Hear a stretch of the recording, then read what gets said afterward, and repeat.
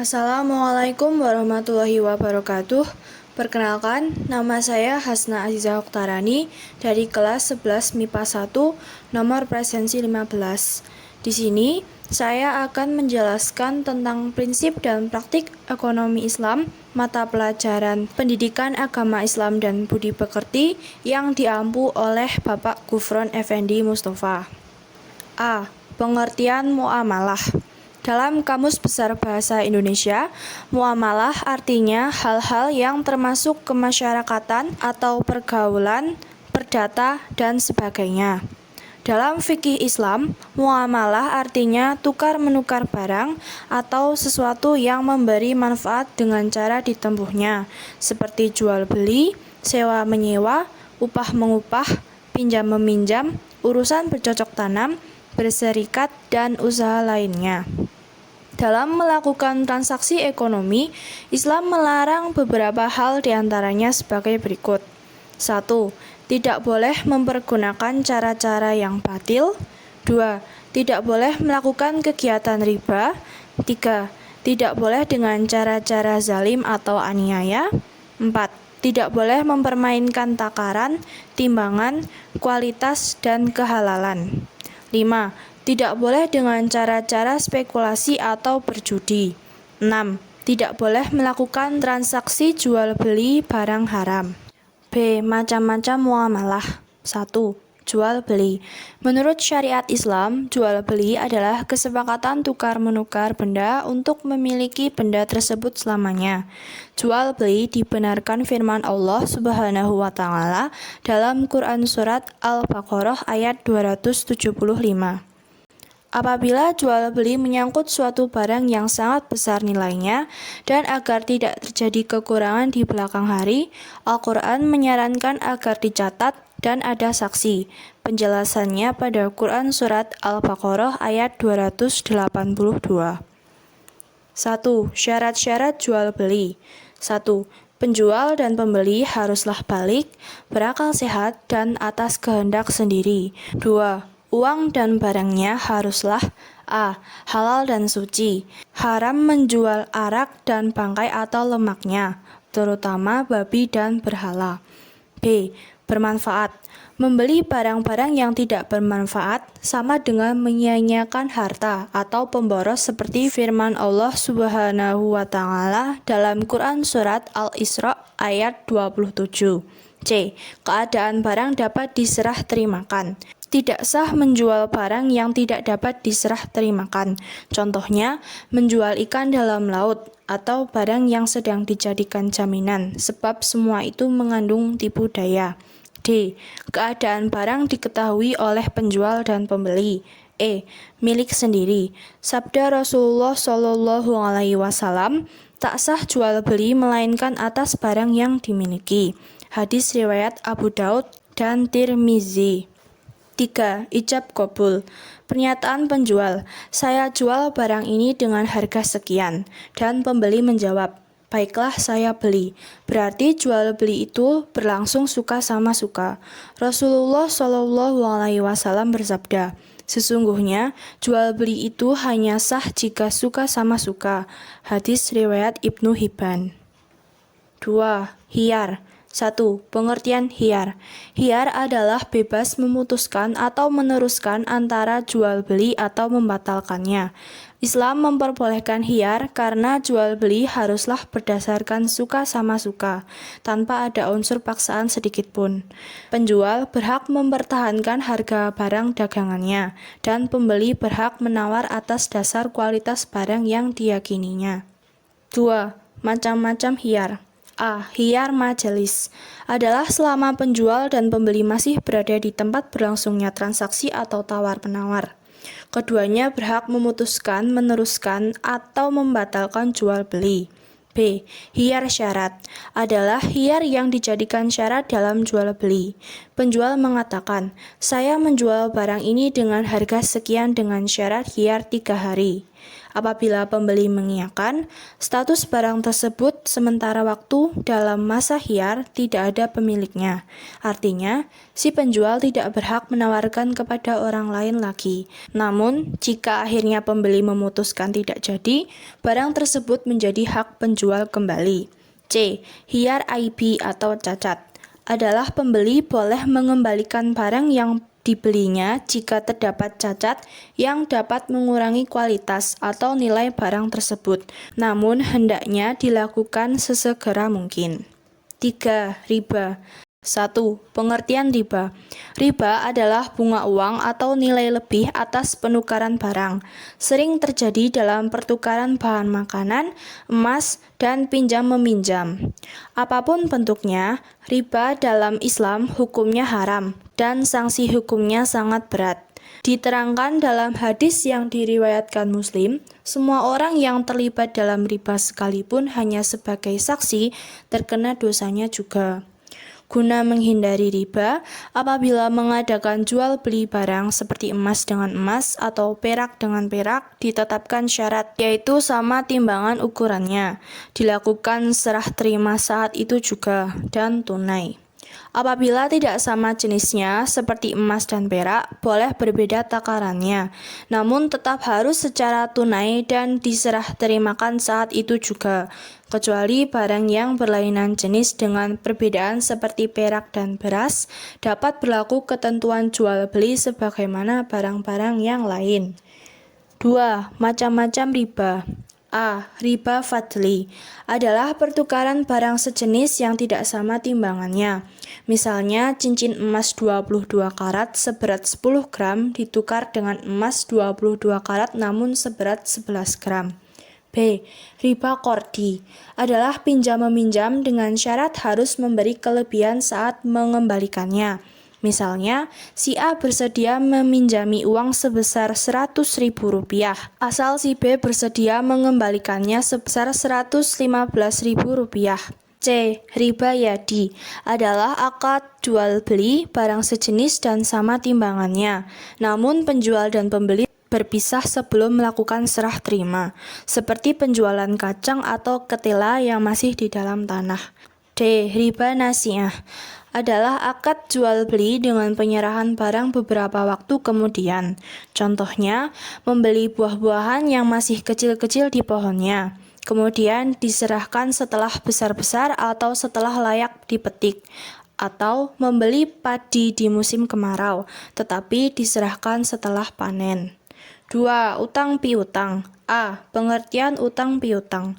Utang piutang adalah menyerahkan harta dan benda kepada seseorang dengan catatan akan dikembalikan pada waktu kemudian. Tentu saja dengan tidak mengubah keadaannya. Misalnya, utang Rp100.000, di kemudian hari harus melunasinya Rp100.000. Memberi utang kepada seseorang berarti menolongnya dan sangat dianjurkan oleh agama. B. Rukun utang piutang. Rukun utang piutang ada 3, yaitu yang berpiutang dan yang berutang, ada harta atau barang, serta lafaz kesepakatan seperti, saya utangkan ini kepadamu. Yang berutang menjawab, ya, saya utang dulu, beberapa hari lagi, dalam kurung sebutkan dengan jelas, atau jika sudah punya akan saya lunasi. Untuk menghindari keributan di kemudian hari, Allah Subhanahu wa Ta'ala menyarankan agar kita mencatat dengan baik utang piutang yang kita lakukan. Jika orang yang berutang tidak dapat melunasi tepat pada waktunya karena kesulitan, Allah Subhanahu wa Ta'ala menganjurkan memberinya kelonggaran seperti dalam Quran Surat Al-Baqarah ayat 280. Apabila orang membayar utangnya dengan memberikan kelebihan atas kemauannya sendiri tanpa perjanjian sebelumnya, kelebihan tersebut halal bagi yang berpiutang dan merupakan suatu kebaikan bagi yang berutang. Bila orang yang berpiutang meminta tambahan pengembalian dari orang yang melunasi utang dan telah disepakati bersama sebelumnya, hukumnya tidak boleh. Tambahan pelunasan tersebut tidak halal sebab termasuk riba. 3. Sewa menyewa. A. Pengertian sewa menyewa. Sewa menyewa dalam fikih Islam disebut ijarah. Artinya, imbalan yang harus diterima oleh seseorang atas jasa yang diberikannya berupa penyediaan tenaga dan pikiran, tempat tinggal atau hewan. Dasar hukum ijarah ada dalam firman Allah Subhanahu wa Ta'ala, seperti Quran Surat Al-Baqarah ayat 233 dan Quran Surat At-Talaq ayat 6. B. Syarat dan rukun sewa-menyewa. 1. Yang menyewakan dan yang menyewa haruslah telah balik dan berakal sehat. 2. Sewa-menyewa dilangsungkan atas kemauan masing-masing, bukan karena dipaksa. 3. Barang tersebut menjadi hak sepenuhnya orang yang menyewakan atau walinya. 4. Ditentukan barangnya serta keadaan dan sifat-sifatnya. 5. Manfaat yang akan diambil dari barang tersebut harus diketahui secara jelas oleh kedua belah pihak. 6. Berapa lama memanfaatkan barang tersebut juga harus disebutkan dengan jelas. 7. Harga sewa dan cara pembayarannya juga harus ditentukan dengan jelas serta disepakati bersama. Dalam hal sewa-menyewa atau kontrak tenaga kerja, haruslah diketahui secara jelas dan disepakati bersama sebelumnya hal-hal berikut. 1. Jenis pekerjaan dan jam kerjanya. 2. Berapa lama masa kerja? 3. Berapa gaji dan bagaimana sistem pembayarannya? Harian, bulanan, mingguan atau borongan? Dan 4. Tunjangan-tunjangan seperti transport, kesehatan, dan lain-lain kalau ada. C. Syirkah. Menurut bahasa, syirkah atau perseroan berarti mencampurkan dua bagian atau lebih, sehingga tidak dapat lagi dibedakan antara bagian yang satu dengan bagian yang lainnya. Menurut istilah, syirkah adalah suatu akad yang dilakukan oleh dua pihak atau lebih yang bersepakat untuk melakukan suatu usaha dengan tujuan memperoleh keuntungan. A. Rukun dan syarat syirkah. 1. Dua belah pihak yang berakad atau akidani. Syarat orang yang melakukan akad adalah harus memiliki kecakapan atau ahliyah dan melakukan tasarruf atau pengelolaan harta. 2. Objek akad yang disebut juga ma'qud alaihi mencangkup pekerjaan atau modal. Adapun syarat pekerjaan atau benda yang dikelola dalam syirkah harus halal dan diperbolehkan dalam agama dan pengelolaannya dapat diwakilkan. 3. Akad atau sigat.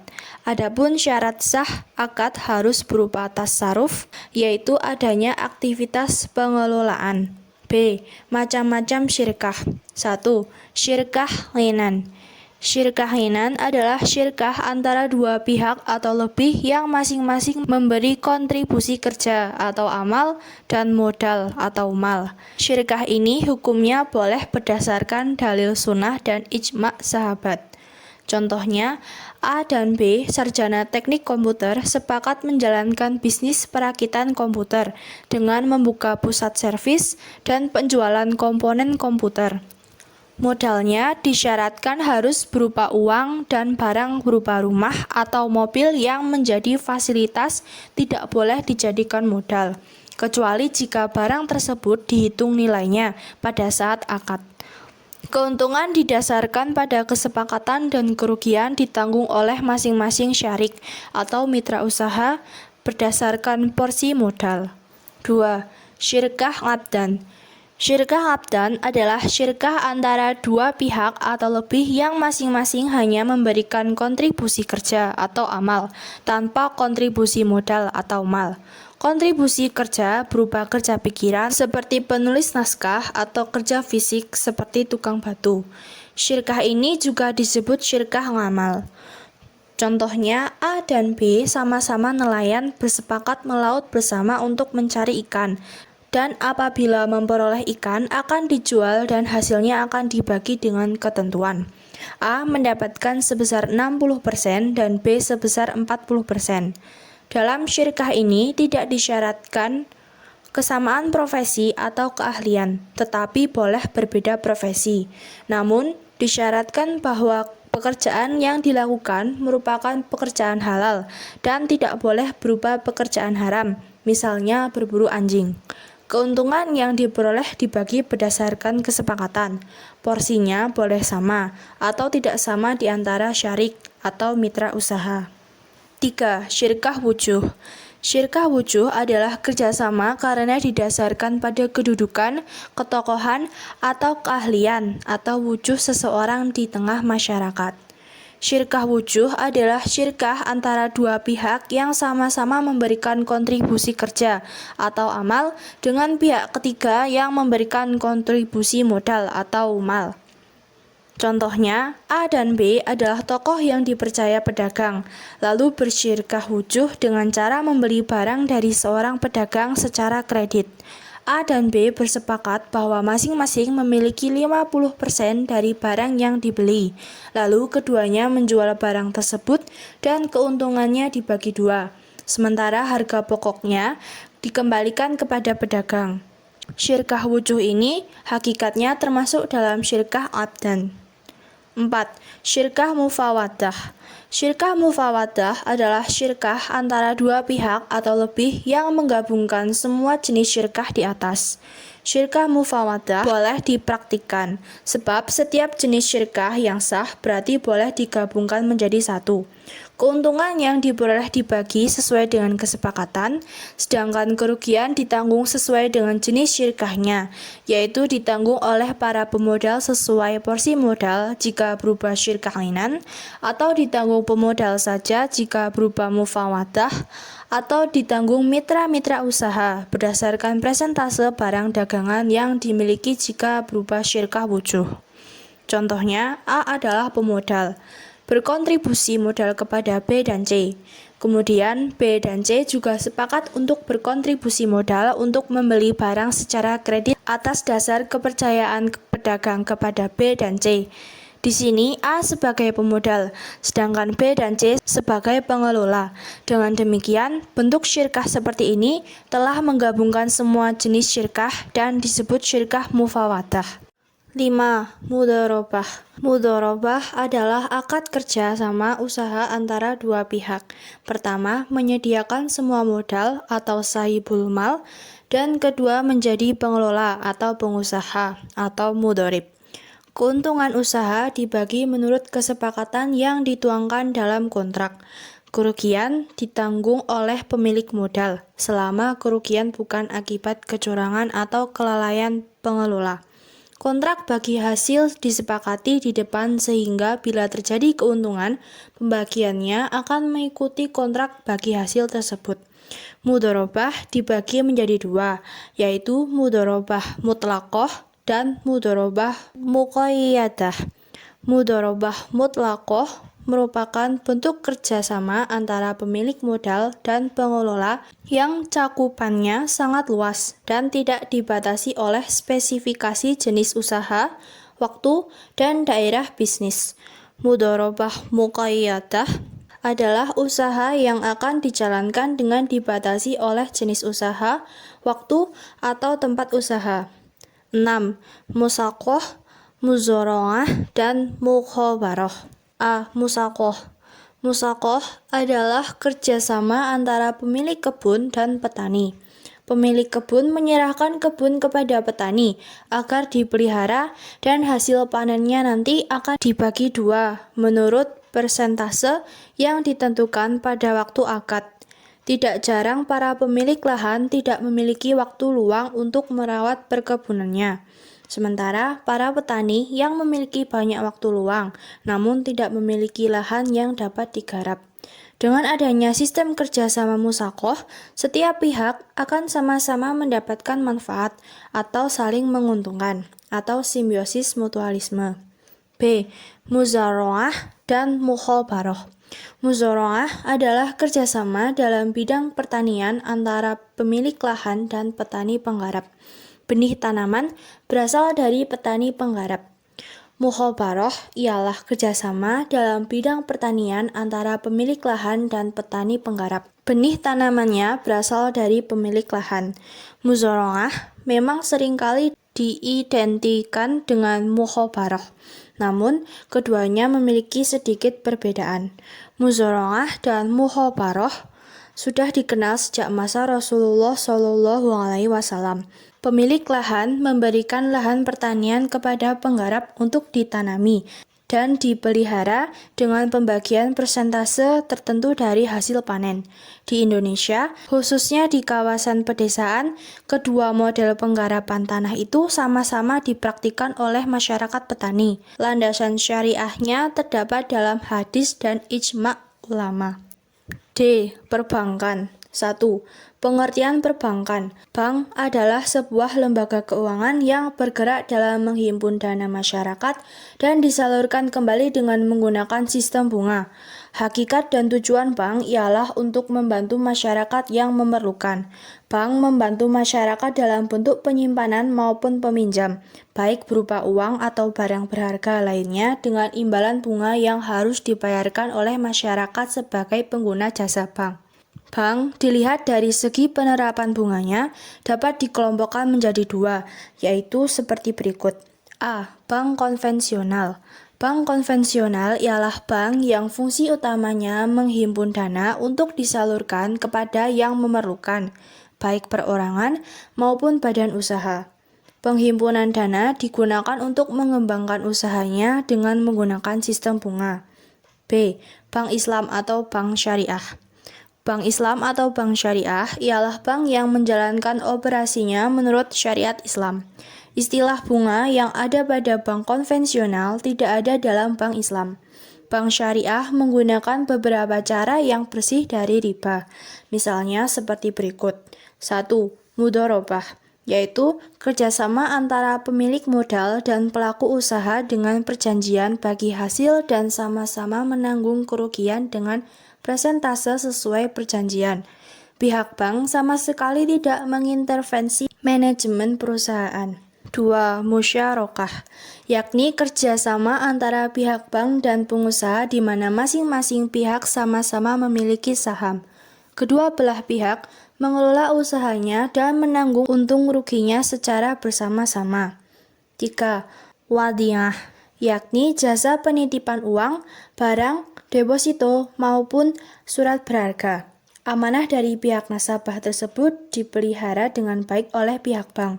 Pihak bank juga memiliki hak untuk menggunakan dana yang dititipkan dan menjamin bisa mengembalikan dana tersebut sewaktu-waktu pemiliknya memerlukan. 4. Qardul Hasan, yakni pembiayaan lunak yang diberikan kepada nasabah yang baik dalam keadaan darurat. Nasabah hanya diwajibkan mengembalikan simpanan pokok pada saat jatuh tempo. Biasanya, layanan ini hanya diberikan untuk nasabah yang memiliki deposito di bank tersebut sehingga menjadi wujud penghargaan bank kepada nasabahnya. 5. Murabahah, yaitu suatu istilah dalam fikih Islam yang menggambarkan suatu jenis penjualan di mana penjual sepakat dengan membeli untuk menyediakan suatu produk dengan ditambah jumlah keuntungan tertentu di atas biaya produksi. Penjual mengungkapkan biaya sesungguhnya yang dikeluarkan dan berapa keuntungan yang hendak diambilnya. Pembayaran dapat dilakukan saat penyerahan barang atau ditetapkan pada tanggal tertentu yang disepakati. Bank membelikan atau menyediakan barang yang diperlukan pengusaha untuk dijual lagi. Bank meminta tambahan harga atas harga pembeliannya tersebut. Namun, pihak bank harus jujur menginformasikan harga pembelian yang sebenarnya. E. Asuransi syariah. 1. Prinsip-prinsip asuransi syariah. Asuransi berasal dari bahasa Belanda assurantie yang artinya pertanggungan. Dalam bahasa Arab, at-ta'min yang berarti pertanggungan, perlindungan, keamanan, ketenangan, atau bebas dari perasaan takut.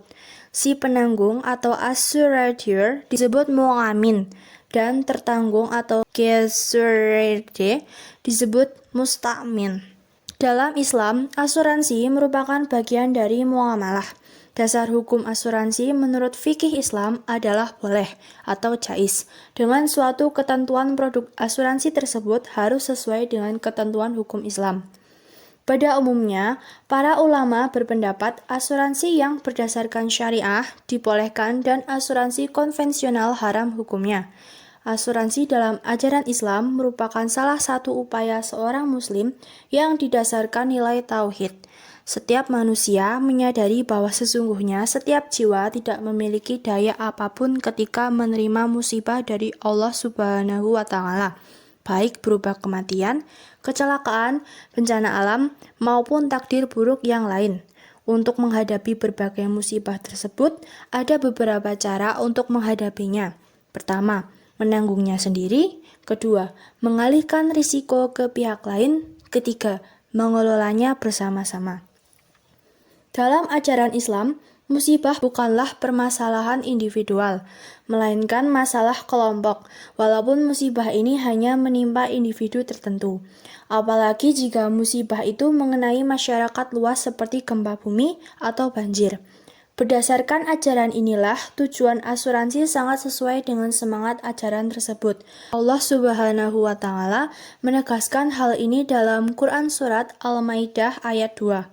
Banyak pula hadis Rasulullah SAW yang memerintahkan umat Islam untuk saling melindungi saudaranya dalam menghadapi kesusahan. Berdasarkan ayat Al-Quran dan riwayat hadis, dapat dipahami bahwa musibah ataupun risiko kerugian akibat musibah wajib ditanggung bersama. Setiap individu bukan menanggungnya sendiri-sendiri dan tidak pula dialihkan ke pihak lain. Prinsip menanggung musibah secara bersama-sama inilah yang sesungguhnya esensi dari asuransi syariah. 2. Perbedaan asuransi syariah dan asuransi konvensional. Prinsip asuransi syariah berbeda dengan sistem asuransi konvensional yang menggunakan prinsip transfer risiko. Seseorang membayar sejumlah premi untuk mengalihkan risiko yang tidak mampu dia pikul kepada perusahaan asuransi.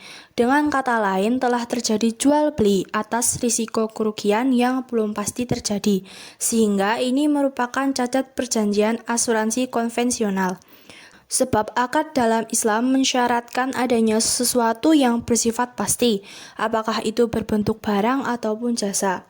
Pada asuransi konvensional dikenal dana hangus, di mana peserta tidak dapat melanjutkan pembayaran premi ketika ingin mengundurkan diri sebelum masa jatuh tempo. Dalam asuransi syariah, mekanismenya tidak mengenal dana hangus. Peserta yang baru masuk sekalipun karena satu dan lain hal ingin mengundurkan diri, dana atau premi yang sebelumnya sudah dibayarkan dapat diambil kembali. Apabila sebagian kecil dana atau preminya sudah diniatkan untuk dana tabarruk atau sumbangan, maka tidak dapat diambil lagi.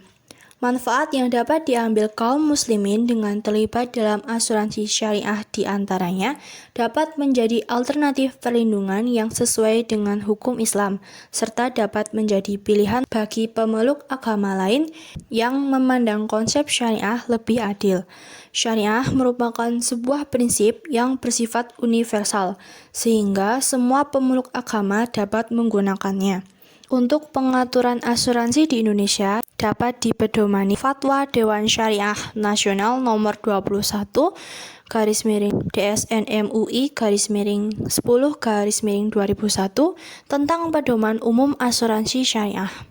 Sekian yang dapat saya sampaikan. Mohon maaf apabila ada salah kata. Terima kasih. Wassalamualaikum warahmatullahi wabarakatuh.